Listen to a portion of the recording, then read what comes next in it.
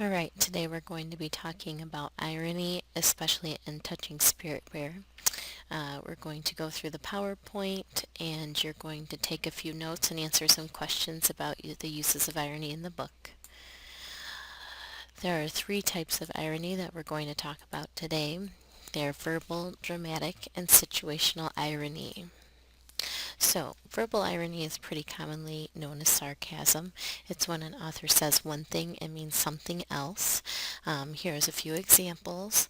When a person says, "Nice going, Einstein," they aren't really giving you a compliment. They really mean that you've probably just done something dumb. A story opens with these words: "The rain was pouring, lightning was flashing, and the thunder rumbled. It was a delightful day for a picnic." Clearly, that is the opposite of what they mean. And then here we have Susie's mother, who's very critical, and Susie says to herself, "Gee, Mom's in a good mood today." So here's a few items for you to think about. Someone takes a bite of the school lunch. It's really gross. What could they say that was verbally ironic? Perhaps something like, "Wow, this is delightful," or "Ooh, this tastes good," or something like that. The mom goes into the living room and sees her son watching cartoons. What could she say to him when she really thinks he should be doing his homework? She could say something like, um, "Wow, you're being really productive today, son." Something like that, right? So there's a couple of ideas there about verbal irony. All right, so to look at a couple examples in Touching Spirit Bear, let's take a look at the book here. Um, Garvey is probably the best user of verbal irony in this book. All right, here we have where Cole is trying to get into circle justice. And Garvey says to him, "Think about it, Einstein. What if it turns out that you're nothing more than a baby-faced con? What then?" Garvey threw up his hands. So when Garvey calls Cole Einstein, we know that he's really not paying him a compliment there. He's commenting on the fact that perhaps Cole is trying to con the circle into letting him into circle justice. Here's another example. Garvey is talking to Cole, and in it, Cole has bloody knuckles, and Cole has been obviously beating the wall or something like that in the detention center, but he says he fell. So Garvey says, "Okay," Garvey said. As he left, he called back, "Hey, champ, try falling on your fists sometimes." So quite a few times Garvey calls Cole champ. That is verbal irony because he, in fact, does not think that he is a champ at all, right? All right, so on your note sheet then, in the PowerPoint, you need to, on number 1, record the definition of verbal irony. An author says one thing and means something else. And then on number 2, you need to give one example from Touching Spirit Bear of verbal irony. You may use the ones that I've just given you, or you can go through and find your own. There's a lot of instances where Garvey uses champ, for example. Okay, so the next type of irony is dramatic irony. So let's go ahead and do number 3 on your handout. Number 3 will ask you to define dramatic irony, so you can pause this video here and copy down this top section. Dramatic irony is the contrast between what the character thinks to be true and what we, the reader, know to be true. This is used pretty frequently as a way to increase suspense in a book because the reader knows something that the characters do not.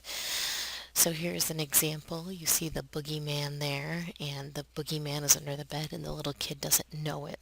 So the viewer wants, of course, the kid to get out of bed, and he knows he's in danger, but the kid doesn't know it. All right, here's another example of dramatic irony. We have some swimmers, and look there's a shark there. We want them to get out of the water, but they're just thinking, "Wow, what a beautiful day." So there's another example of dramatic irony. Here's one last example, a bit cheesy obviously, but look there, it's an alien spaceship coming out of the volcano and the family has no idea. So that's dramatic irony. All right, continuing on with dramatic irony, we have one last example. Here we have a situation with Ramon and Maria. They've been dating for several months. He takes her out for dinner, takes her home, kisses her goodnight, and Maria thinks like Ramon is the only man for me. Uh, the question is what sort of thing could Ramon do that would make dramatic irony for the reader?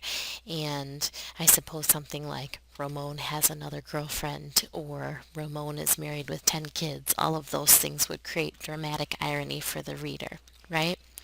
All right, so in Touching Spirit Bear, our example of dramatic irony, and there's not a lot of examples of this. I think the best one is probably right here. Here we have Cole, and this is when the circle is first meeting him and deciding what to do with the situation between him and Peter. And so Cole says to the hearing circle, I'm Cole Matthews, and I'm here because I really screwed up, he said. I know what I did was wrong, and I want Peter to know I'm sorry for everything. Cole sniffled, purposely rubbing at his nose for effect. I want to ask the circle to help me get over my anger. So that's a good example of dramatic irony because you as the reader are aware that he is not genuine when he says those things. However, the members of the circle at that point are not. So it leaves you wondering whether or not they're going to buy what he has said. All right, so our last example, or our last type of irony is situational irony. Write this definition at the top into your handout. It is a discrepancy or difference between the expected result and the actual results. So basically, it's when something happens that's the exact opposite of what you would expect. All right, so here's an example of situational irony. Usually people eat ice cream. Here the ice cream's eating the people. Oh, here's situational irony because we expect to have hair on our heads, and here this man has no hair on his head but all over his body. Poor guy. Here, situational irony because they're going to be active at the fitness center. You'd think they'd take the stairs, but look at them being lazy on the old escalator, hey? Situational irony. Here's a driver's ed teacher. He's always talking about going the speed limit, don't drink alcohol and drive, follow the laws.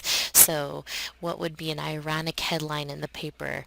Well, it might be something like driver's education teacher gets in a crash because he was speeding while drunk driving.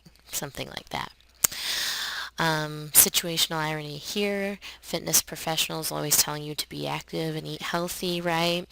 An ironic place to meet this person perhaps is at the McDonald's and they have like 4 Big Macs that they're going to eat all by themselves. And this is my favorite one. One last example, what is ironic about the sign? Like the ladies in like American flag colors, it says make English America's official language. What's ironic? Well, look at that. Official is spelled wrong, right? So that's the exact opposite of what you'd be expecting because someone so intensely patriotic and wanting English to be our official language you would think would know how to spell our words.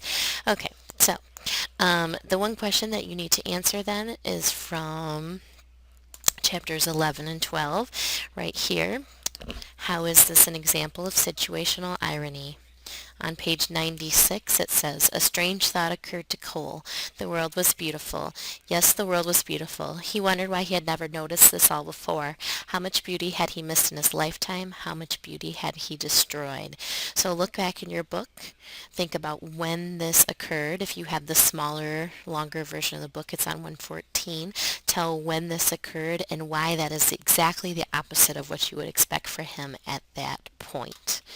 And that concludes your situational irony PowerPoint.